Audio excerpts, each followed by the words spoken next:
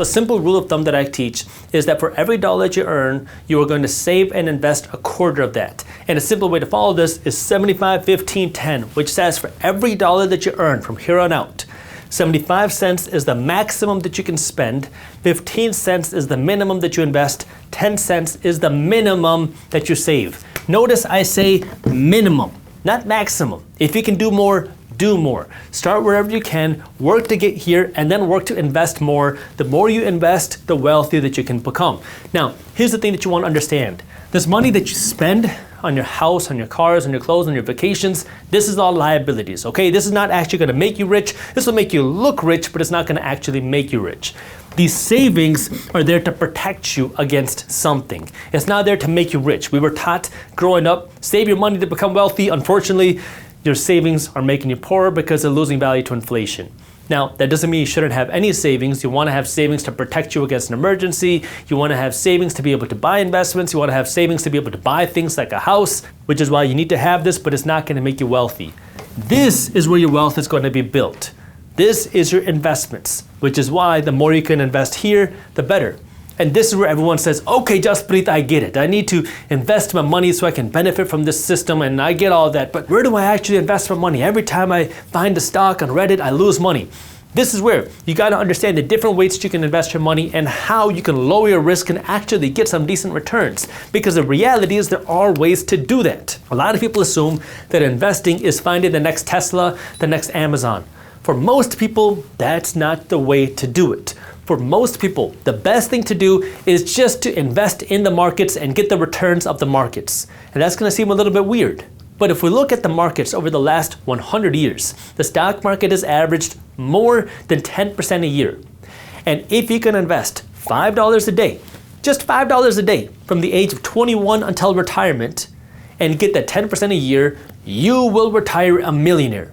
Now you might say, Jaspreet, I don't want to wait until I'm retired to become a millionaire, and a millionaire is not that much money when I retire. I'm talking about $5 a day, okay? If you can invest more, you can get better returns, you can have more wealth, but I'm talking from the very bare basics. Everybody can retire a millionaire with $5 a day and a 10% return.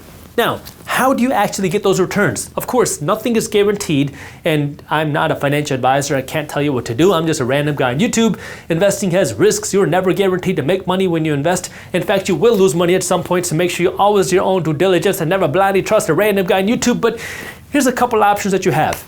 If you just wanted to invest in the total stock market, you can go out to any stock brokerage and invest in this ETF, VTI. This gives you exposure to the total stock market. So now instead of you investing in the thousands of stocks in the stock market, this one ETF, this one fund will give you exposure to the total stock market. So if the stock market on average is going up, your fund goes up. If the stock market on average is going down, your fund goes down.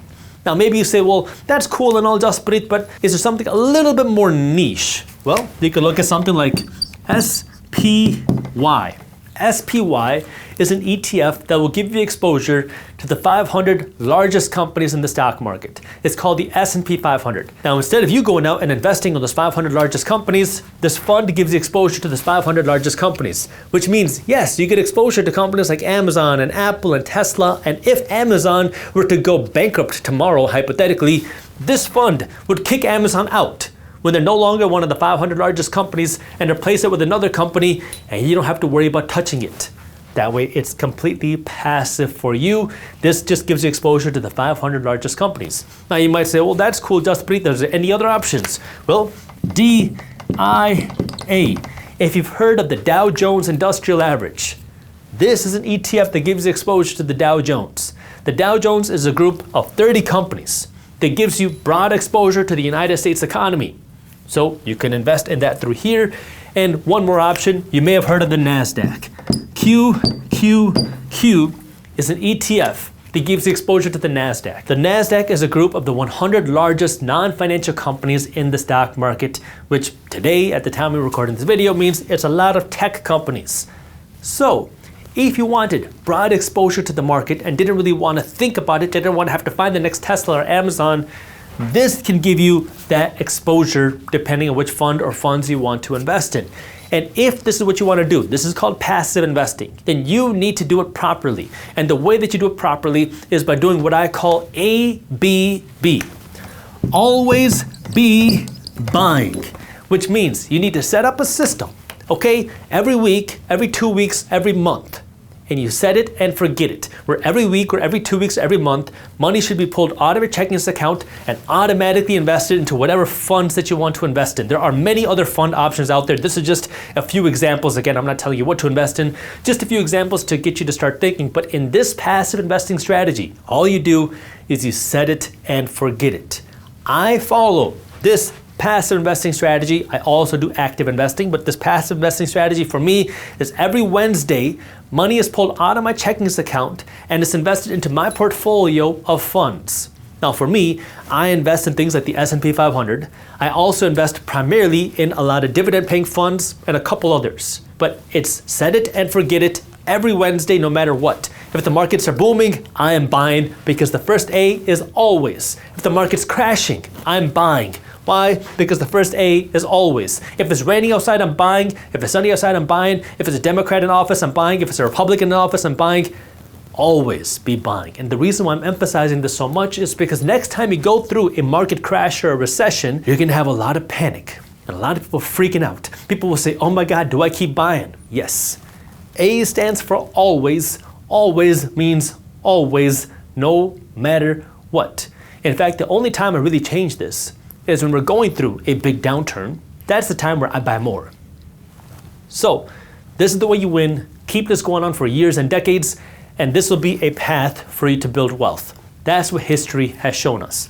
The alternative, for those of you that want to be a little bit more involved, for those of you that like financial research, for those of you that like to keep up with companies, again, not for everybody, that's where active investing comes into play. Active investing is more work, more risk for more potential reward. This is where now you're looking for individual companies. You are looking for stocks that you believe are going to benefit, which means number one, you have to know where the market shift is happening. And then number two, you have to study the company inside of that shift.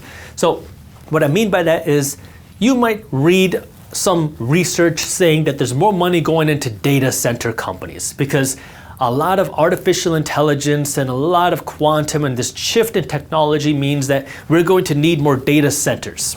Okay, great. That is a shift. And that's where research can help you. But then you want to take it one layer deeper. Not every data center company is going to benefit because some data center companies are going to not be very innovative. Some are going to have a horrible CEO. Some are going to manage their cash badly and take on too much debt. And so even though there's more money flowing into that shift, some companies will do very well. Some might do horrible. And this is where you have to be able to analyze the stock, be able to research the company.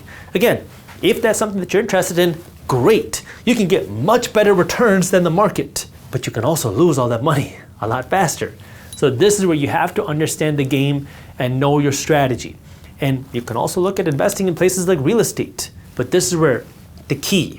If you want to use inflation to your advantage, you got to understand that, hey, inflation is going to happen. Inflation benefits the investor. And if you want to now benefit from this inflation that's happening, you can't spend all of your money.